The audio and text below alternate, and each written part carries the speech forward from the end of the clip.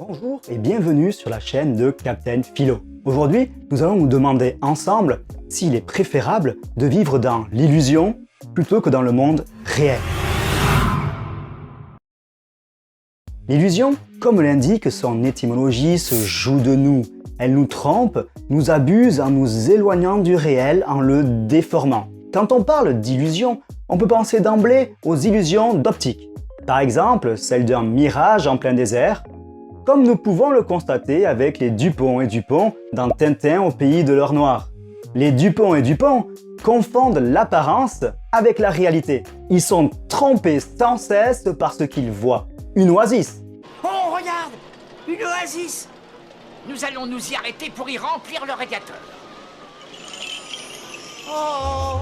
Sa perlipopette, c'était un mirage! Un arbre. Regarde! Oh, encore un! Décidément, ils exagèrent. L'illusion ici peut être dangereuse. Elle peut causer des accidents. Mais cette fois, ils ne l'auront pas! Jamais! Aïe, ça fait mal. Elle peut nous exposer au danger lorsqu'on donne par exemple un coup de pied à un bédouin en pleine prière.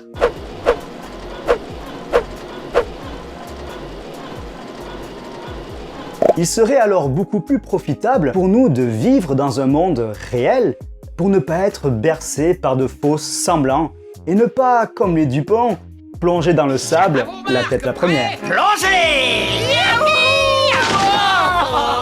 Mais est-ce vraiment le cas? Ne préférons-nous pas plutôt l'illusion à la réalité? On voit dans un extrait du film Matrix que l'illusion peut être préférable à la réalité. La matrice est un système informatique qui a pris possession des hommes et qui leur fait croire que le monde qu'ils voient, qu'ils sentent, touchent est le monde réel. Mais tout cela n'est qu'une illusion, un monde imaginaire fabriqué par les machines, et c'est ce monde illusoire que Cypher ne veut pas quitter.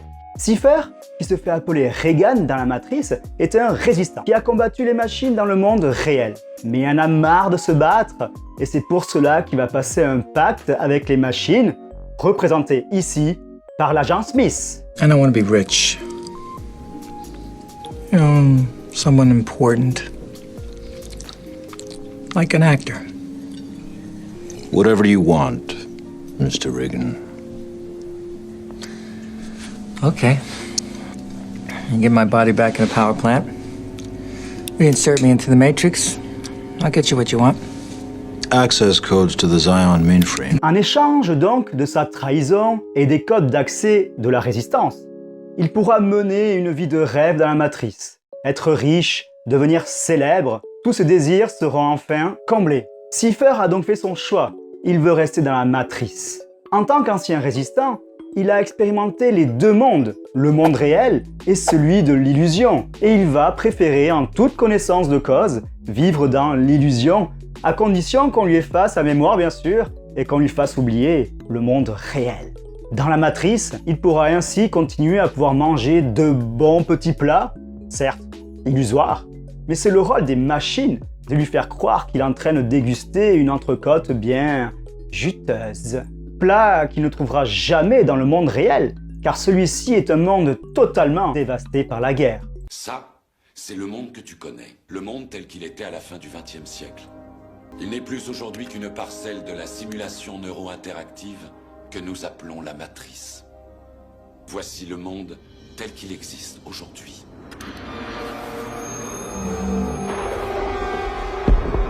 Le monde réel, la Matrix, est un monde gris, un monde de souffrance et de désolation. Donc, entre de la tambouille servie en temps de guerre et une bonne entrecôte, Cypher a fait son choix. Juicy. Il n'est donc pas étonnant que Cypher préfère l'illusion à la réalité. Mais qu'en est-il de nous? L'illusion n'est-elle pas souvent alléchante et préférable à la réalité? Effectivement, lorsque je me regarde dans la glace, torse nu, je désirerais voir un corps musclé, taillé comme Léonidas dans 300. Aouh! Aouh! Mais ce n'est pas le cas. La réalité de la salle de muscu me rappelle à mon triste soir. L'illusion est souvent portée par un désir. Celui ici de me voir musclé. Et c'est bien parce que la réalité nous satisfait très peu qu'on s'illusionne en se laissant porter par de faux désirs. C'est ce que montre Freud dans son livre l'avenir d'une illusion. À l'origine de l'illusion, il y a un désir. Et c'est pour cela qu'il est difficile de se défaire d'une illusion. Car tant que le désir perdure, l'illusion reste là, tenace. Et un des désirs que nous avons tous, c'est de ne plus connaître la souffrance. Et cela va entraîner une illusion tenace, persistante, l'invention d'un monde parfait où nous serions pleinement heureux. Et c'est ce monde parfait que décrit Smith à Morpheus et que les machines veulent imposer aux hommes. Saviez-vous que la première matrice était censée produire un monde idéal où personne n'aurait souffert?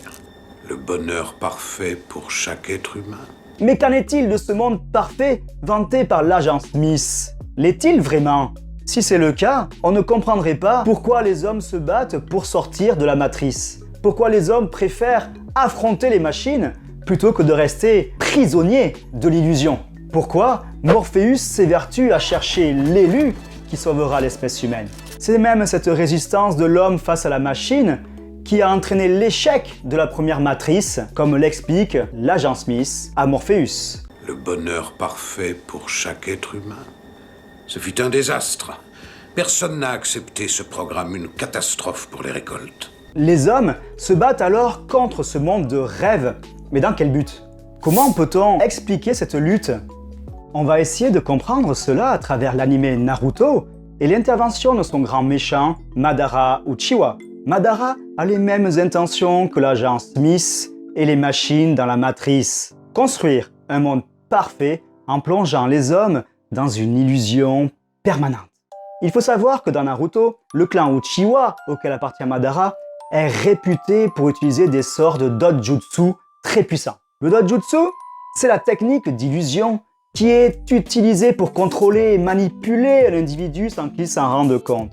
L'individu est comme hypnotisé et obéit aux ordres de celui qui le contrôle. Les plus puissants d'entre eux, comme Madara, peuvent prendre le contrôle de créatures extraordinaires, comme Kyuubi, le démon renard à 9 queues. Une créature capable de détruire une ville en 2 temps, 3 mouvements.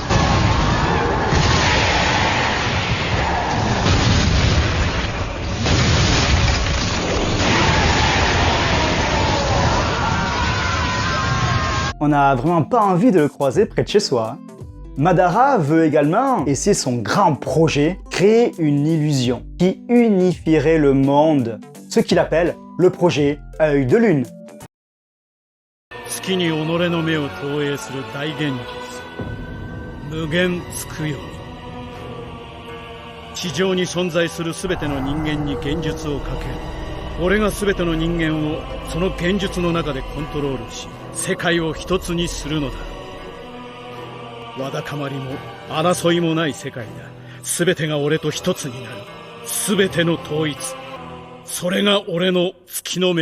On l'a compris? Son sort, sa technique, on l'a compris? Son sort, sa technique consiste à projeter son dojutsu sur la Lune pour prendre le contrôle de toutes les créatures vivantes qui peuplent la planète et à les endormir dans un rêve où leurs désirs seront enfin réalisés. C'est ce qui se passe avec les amis de Naruto.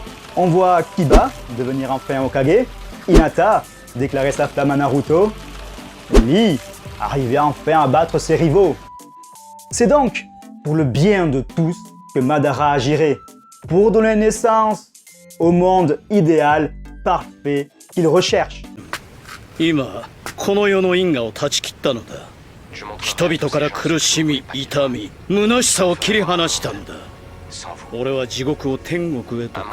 Mais si c'est le cas, si Madara propose réellement le paradis sur Terre, comment comprendre alors que les ninjas des 5 pays se soient alliés pour le combattre?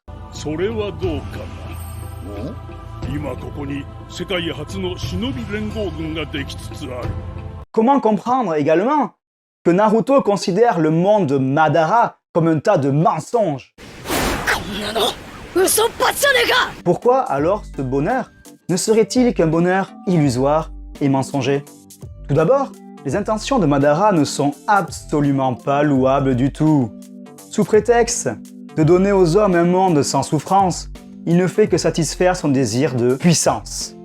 En réalité, les personnes plongées dans l'illusion sont petit à petit vidés de leur vitalité, de leur essence vitale pour devenir des panthéons à son service.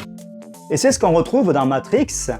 Les machines utilisent les humains, les font naître artificiellement, les cultivent pour s'alimenter de leur énergie, pour se nourrir de leur force vitale. Plus de 25 000 biounités de chaleur corporelle.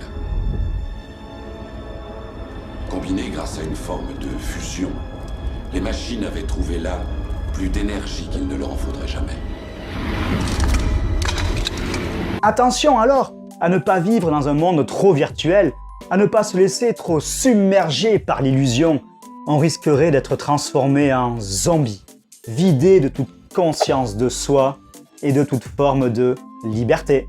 Dans le champ lexical de l'illusion, j'ai utilisé les termes de soumission, de contrôle, des termes qui renvoient à une perte de liberté. Et c'est bien cela qui manque dans ce monde de rêve, la liberté. On comprend alors pourquoi Naruto s'y oppose. La force de Naruto réside dans sa volonté. Il n'accepte pas de se laisser soumettre, de perdre sa capacité à agir et à penser par lui-même. Il n'accepte pas que Madara lui impose sa vision du bonheur. Car, effectivement, le bonheur que propose Madara, c'est son propre bonheur à lui, et non ceux de tous les hommes, comme il le prétend. C'est le monde que lui a choisi pour les autres. Loin de nous réaliser alors d'être acteurs de notre vie dans ce monde merveilleux, on ne fait que subir la volonté de quelqu'un d'autre. On est soumis, tels des panthéons, au service d'une volonté extérieure. Madara peut être comparé à un tyran, un homme capricieux qui impose ses désirs par la violence. Mais sa violence n'est pas seulement physique, comme celle du tyran, elle est beaucoup plus subtile, c'est une violence plus symbolique, morale, qui consiste à contrôler la totalité des esprits. Madara veut unifier le monde, il veut apporter des lendemains qui chantent, un avenir radieux, un bonheur pour tous. Mais cette chanson, ce bonheur, c'est Madara qui en choisit la mélodie, les paroles. Personne ici n'est l'acteur, le compositeur de sa vie. Au final, nous pouvons dire que c'est la liberté qui mène au bonheur. On ne peut pas penser le bonheur sans la liberté, sans la possibilité d'être libre de ses choix, d'être pleinement acteur de sa vie. On comprend alors le choix de Cypher. Il choisit l'illusion, car c'est la solution de facilité. Il est plus facile de renoncer à sa liberté que de se battre contre ceux qui nous asservissent.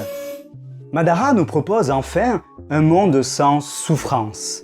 Mais qu'est-ce qui permet d'affirmer qu'un monde sans souffrance est un monde où l'on est heureux? Cette vision peut se rapprocher de la morale judéo-chrétienne telle qu'elle est critiquée par Nietzsche. Cette morale va créer des illusions, par exemple celle de l'immortalité de l'âme et celle d'un paradis où l'on pourrait tous vivre heureux. Mais ces illusions n'existent finalement que pour mieux cacher notre peur de la vie et de la réalité. Cette morale va entraîner un type d'homme, d'individu décadent, faible, incapable de supporter la vie telle qu'elle est, ce que Nietzsche appelle les hommes du ressentiment. Loin d'être un homme fort, Madara ne serait alors que l'exemple parfait d'un mode de vie décadent qui n'arrive pas à accepter la vie telle qu'elle est, un homme du ressentiment qui refuserait d'affronter la réalité, qui se laisserait ronger par la haine de la vie, la haine du monde, un partisan de ce que Nietzsche appelle le nihilisme. Nihil, c'est un terme latin qui signifie rien, le néant. Il s'agit donc ici de nier notre monde, de le remplacer par un autre illusoire qui serait plus vivable, plus confortable pour nous. C'est bien parce que Madara a été malheureux qu'il a tellement souffert dans le monde réel, toujours mis à l'écart avec son clan, toujours battu par Hashirama, qu'il veut créer un monde merveilleux. Mais derrière ce bonheur factice, il n'y a en réalité que son désir de vengeance, de se libérer de toutes les frustrations qu'il a connues et qui l'ont fait souffrir. On comprend alors pourquoi Cypher préfère l'illusion au monde réel. Car c'est un homme faible, un homme du ressentiment, incapable de se battre pour changer les choses dans le monde réel.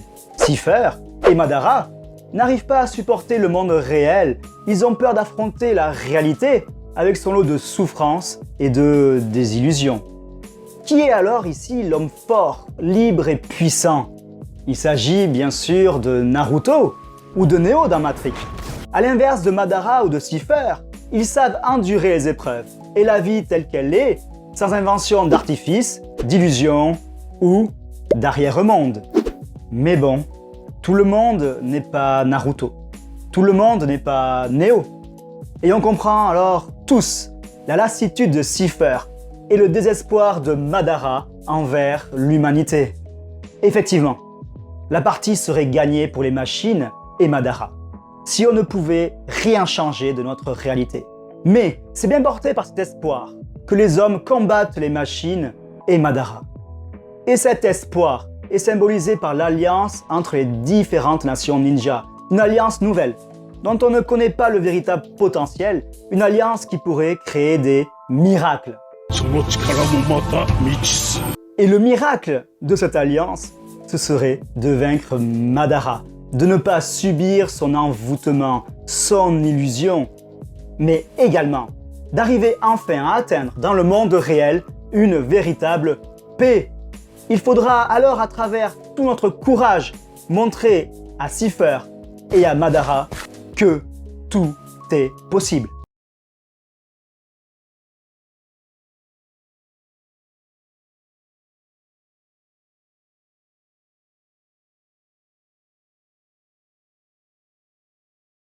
Madara veut unifier le monde, mais on l'a vu, cette unité n'est qu'un mensonge qui ne sert qu'à satisfaire son désir de puissance. Pourtant, il aura par son action provoqué sans le vouloir une véritable union, celle des différents pays ninja qui se sont toujours fait la guerre. Finalement, la paix illusoire que propose Madara va au contraire se réaliser dans le monde réel. On va voir apparaître, comme après la Seconde Guerre mondiale, une union entre les pays qui vont essayer, à travers différents traités, de rendre la violence et la guerre hors la loi. En définitive, nous pouvons dire que celui qui préfère l'illusion à la réalité est une personne qui préfère le confort à la liberté. La liberté est difficile à obtenir, et c'est cette liberté qui permet de changer le monde dans lequel nous vivons et de l'améliorer. J'espère que cette vidéo vous a plu, même s'il s'agissait peut-être d'une illusion.